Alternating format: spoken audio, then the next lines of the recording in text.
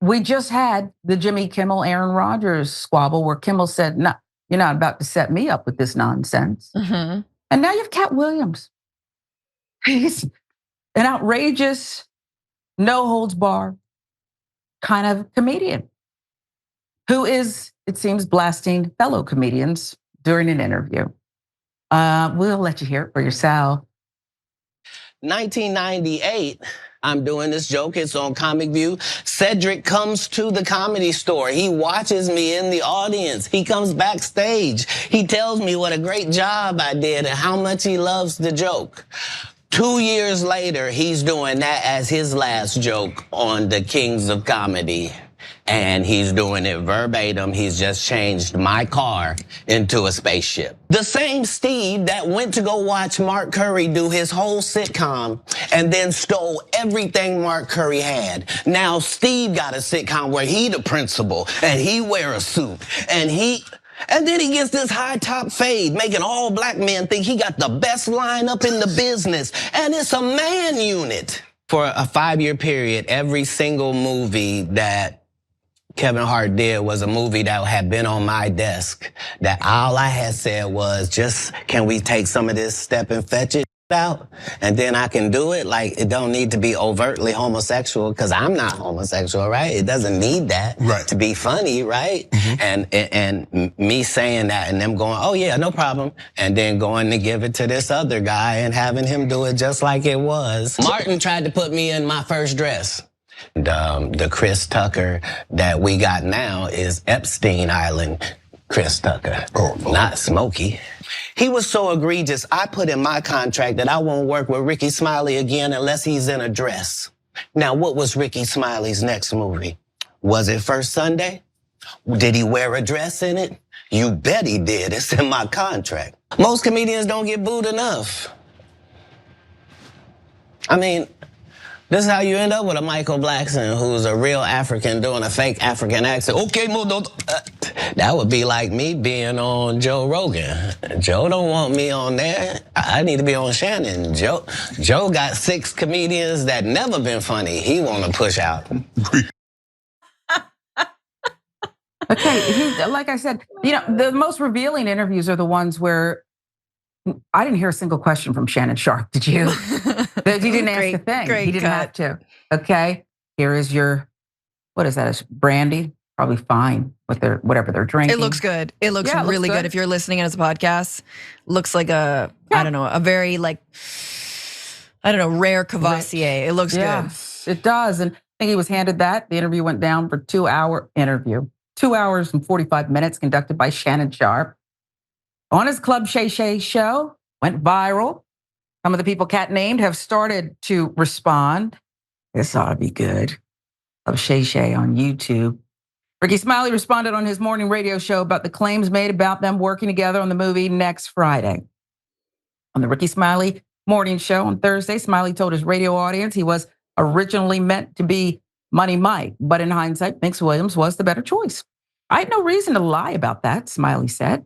They added the whole pimp twist to that character, which was actually a better decision and made it funnier, Smiley said of Williams's casting as Money Mike. There was no way in hell I could have executed that role like that, and I'm glad they made that decision. Personally, I liked the pimp role better, Smiley said, but the Santa Claus role was just perfect for me. AL.com. Williams also told Sharpe he had a clause placed in his contract that he would only work with Smiley if he was wearing a dress in his roles. Smiley has frequently portrayed Bernice Jenkins, a comic bit where he plays a grandmother often while reading church announcements. The role originated with prank calls on 95.7 Jams, Smiley said. Smiley said his future performance as Bernice Jenkins had nothing to do with Katt Williams's contract. Listing other Black comics who performed dressed as women for the sake of funny, Smiley said, that has nothing to do with my manhood being lessened for trying to play a role and trying to put food on the table for my family. Smiley said he was disappointed. He had to offer the explanation. Makes me sad. The way that made my kids feel, he said of Williams's comments. Smiley went on to encourage his audience to buy tickets to Williams's upcoming shows in Birmingham and Huntsville. That's brilliant. We want to wish Katt Williams nothing but the best, Smiley said. You see, that's a tactic and maybe genuine. Rickey Smiley's a good guy. Michael Blackson would also respond via Twitter. Here it is. Katt Williams is a very smart mouth. It's like N-word. Took shots. Top 10 comedians alive today so we can all respond and make him relevant again. I believe that. I believe it. Right? Finally, Cedric the Entertainer. Oh, I can't wait, Fran, to hear what you have to say about this. It's a very tight community. Cedric would respond to the comments of a Shade Room post about the topic, revisionist history. Regardless of whatever Katt's opinion, my career can't be reduced to one joke Katt Williams claims is his. I've been in over 40 movies. My specials and brands speak volumes for who I am. The people I have put on, including Cat in the Hat at the Gibson Amphitheater, read Cedric's comment. He then went on to say, and all that tough talk is corny AF. I'm grown. Grown A man, and none of that S gonna go like you think. You do you, and I got this over here. Cedric commenting in the Shade Room. Cedric denied the accusation on Instagram back in 2021 and said the space joke was his. Look, I have no idea what this brother's talking about, he said. That joke is over 30 years old, close to 30-something years old. I did The Kings of Comedy in 1999. Probably I've been doing that joke 6-7 years before that. I don't even know if Katt was doing comedy then. Atlanta Black Star. It is a close-knit community.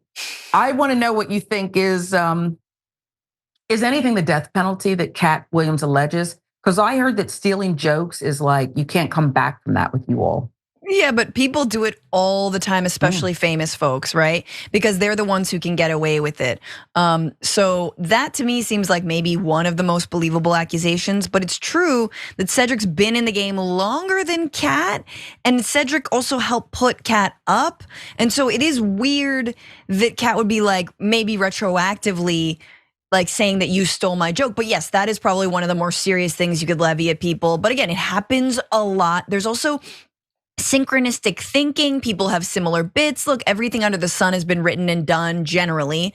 But there also are people who like scoop.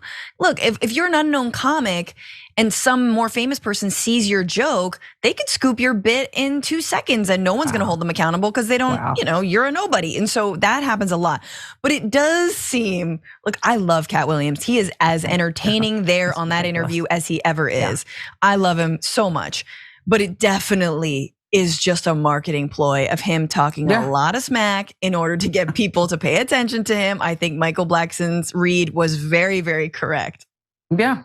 And I think that Rickey perhaps suspected that too, which is why he went high, Michelle Obama. Totally. If people he's like, buy tickets. Right. If they keep engaging, this is good. We know the clapback, that is Katt, okay?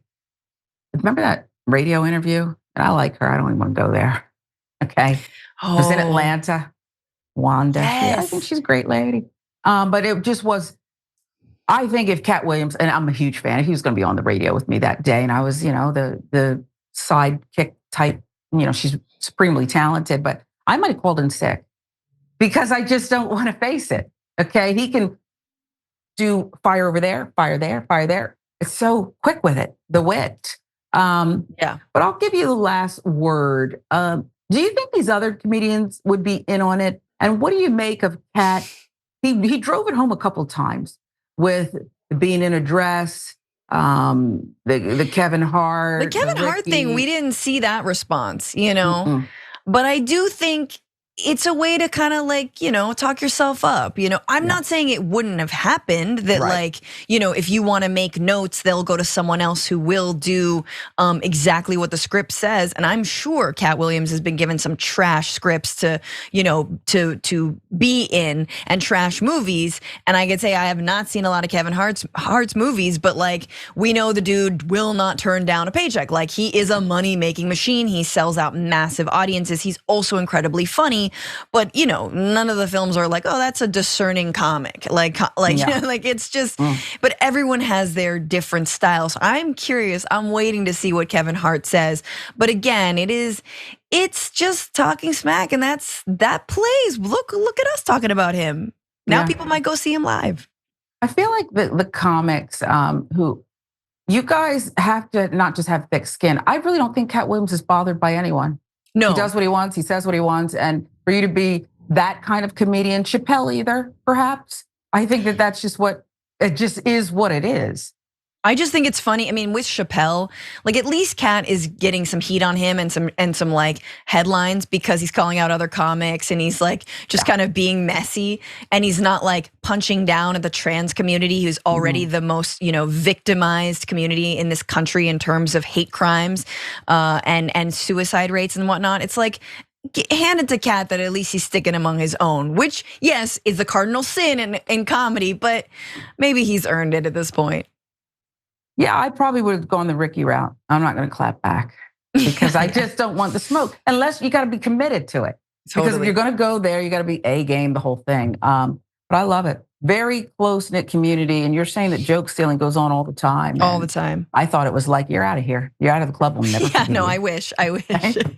Wow, good to know, man. Then anybody could do it. Okay. You're not In endorsing effect. it, but anybody could. Then I'll just, yeah.